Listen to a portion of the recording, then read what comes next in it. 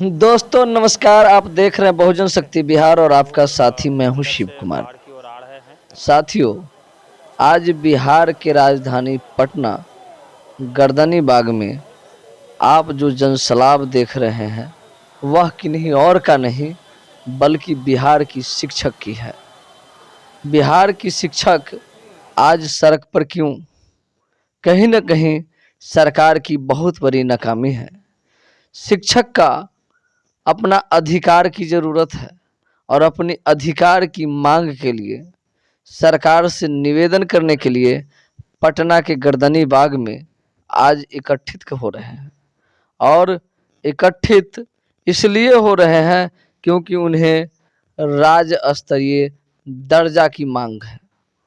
शिक्षक की लगातार मांग हो रही है कि मुझे राज्य स्तरीय जो है से दर्जा दिया जाए, मगर बिहार सरकार और केंद्र सरकार कहीं न कहीं शिक्षक को एक प्राइवेट के तौर पर देखना चाहती है और वही दौर के जो विरोध कर रही है तमाम बिहार के शिक्षक।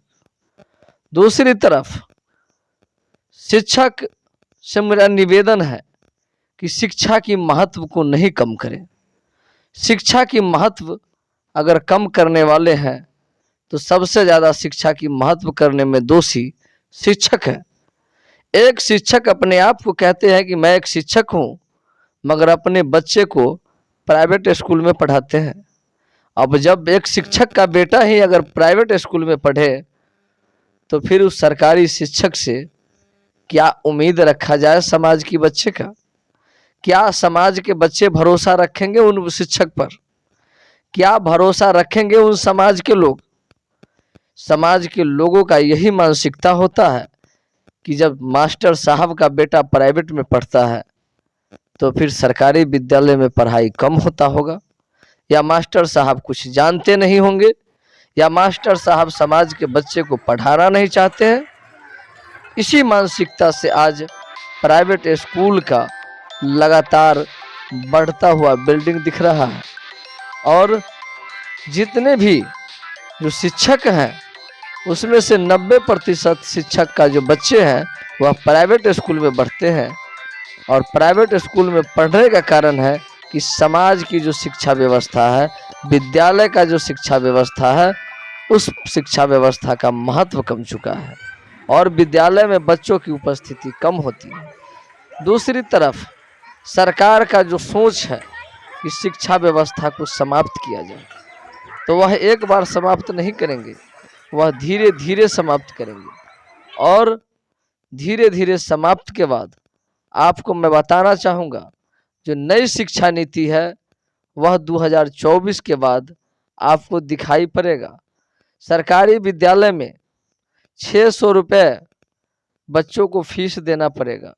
अगर वही बच्चे को आप प्राइवेट में पढ़ाइएगा तो 1100 रुपये प्राइवेट में आपको बच्चे को प्रोत्साहन राशि मिलेगा। तो देखना यह है कि सरकार सरकारी विद्यालय को जो है से बढ़ावा दे रही है या प्राइवेट विद्यालय को। तो आने वाला जो कल होगा वह सरकारी विद्यालय में उपस्थिति न होने के कारण, 500 रुपये देने के कारण वह विद्यालय जर्जर और मर्जर के जरिए बंद किया जाएगा और प्राइवेट विद्यालय में 1100 रुपये बच्चे को प्रोत्साहन राशि दिया जाएगा। और जब विद्यालय प्राइवेट पूर्ण रूप से चालू होगा, पूर्ण रूप से विद्यालय में बच्चे जाने लगेंगे, तो इस विद्यालय सरकारी विद्यालय को जर्जर और मर्जर के जरिए बंद किया जाएगा। और जितने भी शिक्षक हैं उन्हें प्राइवेट इसलिए किया जा रहा है कि ताकि विद्यालय भी प्राइवेट होंगे और शिक्षक भी प्राइवेट होंगे।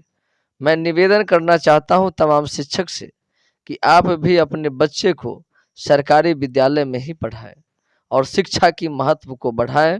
और मैं सरकार से भी निवेदन करूंगा कि अगर आप इस देश की भविष्य को भला चाहते हैं, आप आने वाले पीढ़ी को भला चाहते हैं, आप हर युवा की भला चाहते हैं, आप हर बच्चा को भला चाहते हैं, हर आप युवती का भला चाहते हैं, तो आप शिक्षा में पूर्ण रूप से कानून लागू करें। कानून सिर्फ शिक्षक के लिए ही नहीं, कानून उन बच्चों के लिए भी लागू होना चाहिए, कानून उन बच्चे के अभिभावक के लिए भी लागू होना चाहिए और कानून उन स्कूल के कमेटी के सदस्य से लेकर सचिव अध्यक्ष पर भी लागू होना चाहिए, जो आज विद्यालय में शिक्षक के द्वारा मिलकर बंदरबाट करते हैं और विद्यालय में कमेटी के मेंबर के रूप में बन जाते हैं, मगर विद्यालय में एक बार भी घूम कर नहीं जाते हैं कि मैं इस कमेटी का मेंबर हूं, विद्यालय में पढ़ाई होता है या नहीं होता है, विद्यालय में जो है से विकास होता है या नहीं होता है। तो कहीं न कहीं इस शिक्षा व्यवस्था की चौपट में तीनों जिम्मेवार है, सरकार भी जिम्मेवार है, समाज भी जिम्मेवार है और शिक्षक भी जिम्मेवार है। तो मैं तमाम शिक्षक से भी, तमाम जो है से मैं समाज से भी, तमाम कमेटी के मेंबर और सचिव से भी और सरकार से भी मैं निवेदन करता हूं कि देश बचाना है, समाज बचाना है और विद्यालय बचाना है और बच्चों की भविष्य बचाना है। तो आप सभी अपना सच्ची कर्तव्य निभाएं। फिर मिलेंगे हम अगली वीडियो के साथ। जय भारत, जय संविधान।